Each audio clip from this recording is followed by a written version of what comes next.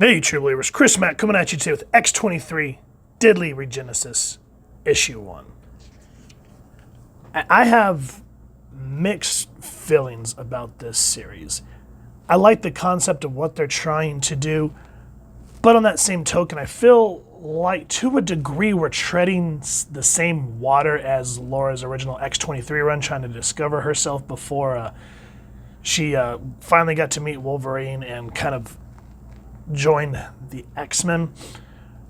But with that said, the focus on kind of going back, rediscovering her, and her trying to find herself is what made this issue entertaining. So from what I understand, and I think what I really liked about this book is the fact that it has nothing to do with Krakoa. This was when the X-Men were on Utopia in San Francisco, back when they actually cared about everyone and wanted to live Charles Xavier's dream instead of being separatists and all this other. Anyway, that said, check this out. I've been so many things in this short life. An assassin. And look at her costumes, what she's wearing now. Her original X-23 uniform when she was in Weapon X. One of the X-Men, her uniform. An assassin for the X-Men, her X-Force uniform. With all I have been, I wonder, what will I be now? And I think the only thing that was a little off-putting for me inside the comic, because, you know, the cover is okay. I don't mind this one. That was pretty badass. But it too many front-on shots. These should have been more dynamic. Like, this one's not too bad, but the face is bad. To me, just that lip, I mean, I don't know. I just wish she looked a little more feral, with maybe the absence of her pupils or something to kind of give the idea of what she is. But anyway, she goes, I've done heroic things. I worked alongside those with colorful uniforms. Too many have been hurt by my hands, even if I didn't make those choices myself. Now that my mind is my own, would I choose to be a hero like Kinney and Rachel? I left Utopia and the X-Men to find out who I could be without a master, without a leash pulling me toward. And before she can finish, she notices that there's danger. She goes, there's blood in the air.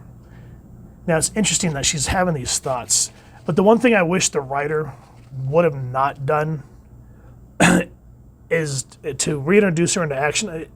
The whole burning building trope, it's so tiresome. Like, instead of just like a basic fire, why could it have been like a Green Goblin attack or something? Just something different. I mean, I know they want to kind of separate her from all the Marvel action, but just the house fire thing is just so overly used. But we'll let that go. At least it's dynamic. At least like when we were talking about how to draw the Marvel way, it's got that dynamic perspective look to it. So this is The Past Hunts Us All. This is Erica Schultz, writer, Edgar Salazar, artist, Carlos Lopez, color artist, VC's Corey Petit doing the lettering, and Kalman Andrzejowski doing the cover artist, which I think this one is a Adam or Andy Kubert variant. I'm not 100% sure. I may be wrong. Feel free to make fun of me down in the comments. Now, with that said, Laura doesn't even wait to ask for permission. She just goes, I must do what they cannot. And as she's thinking about how she used to have to use her claws as an assassin, she goes, these claws have other uses besides what they were bred for. So she jumps in, and again, not a bad shot, but again, it could have been a little more dynamic instead of just full front. Maybe a little bit more of this way or top side. I don't know. I feel like this is just a little flat, but that's okay. At least keeps the action going.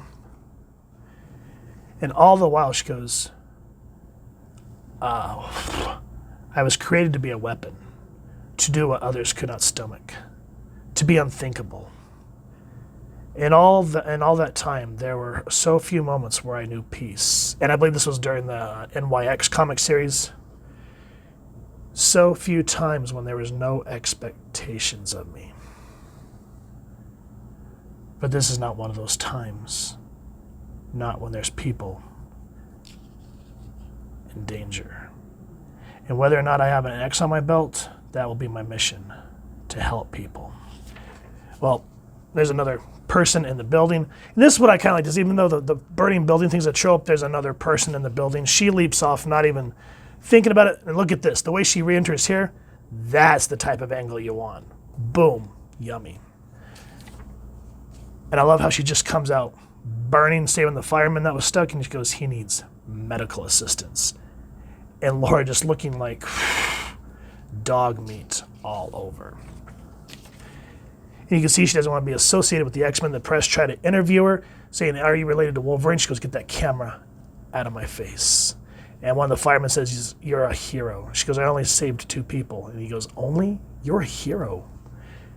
And she goes, am I a hero? And I can't remember a whole lot with Kimura. If you have any suggested reading, let me know, because I have all of the original X-23 in collected trade, and it's been so long since I've read it.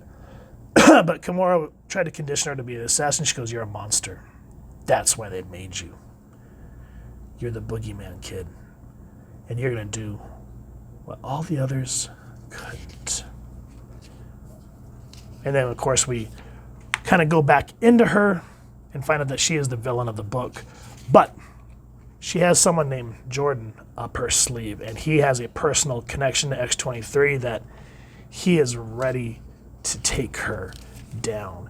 And that's what the latter half of the book is them finally coming face to face.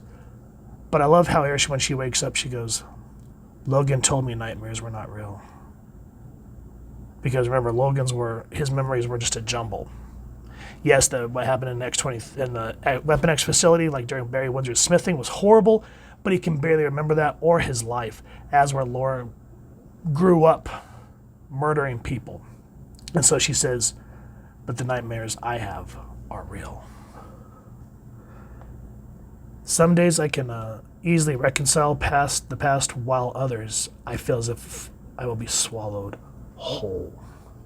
Changing the past is impossible, but we've been known to do the impossible from time to time. Because I don't know how I feel about Julian, who was part of I can't remember if he was part of the new X-Men or the new Avengers, one of the two, but they had a relationship there for a while. I do not know how I should feel about him. He has expectations I cannot meet. Cyclops, Ms. Frost, all the mutants on Utopia do. Even Storm. They all expect me to heal from my wound. Even those you cannot see. It's not that simple. So guys, I like what the writer's trying to do. Kind of going back, revisiting Laura Kinney when she was good. Like, there's been several really bad issues, in my opinion, that came out with her since. And I really do not like the Krakoa line, what they've kind of done with her, Dawkins, and Honey Badger. Honey Badger, I hate that name. Anyway, so just kind of going back and seeing her on her own before all that happened, it's an interesting read, and I'm willing to give issue 2 a chance. What do y'all think? If you've enjoyed what you've seen, please first and foremost support your local comic shop or wherever it is you like to grab your comics and action figures, and grab the series. I think they're out 4 or 5 issues by now or something like that. And if you've enjoyed this review, we really would appreciate if you take a moment to like, share, and subscribe. Helps the club channel more than you could possibly know. And if you don't mind hitting that fancy little X bell next to subscribe, that way as we continue to upload content, you guys get notified. Come to the channel, and we love talking with you and hearing your thoughts and feedback down in the comments below, or our social media pages, which I'll make sure to leave the links down in the description. So with all that said, I hope you all continue to have an absolutely amazing day reading, and happy hunting, true believers.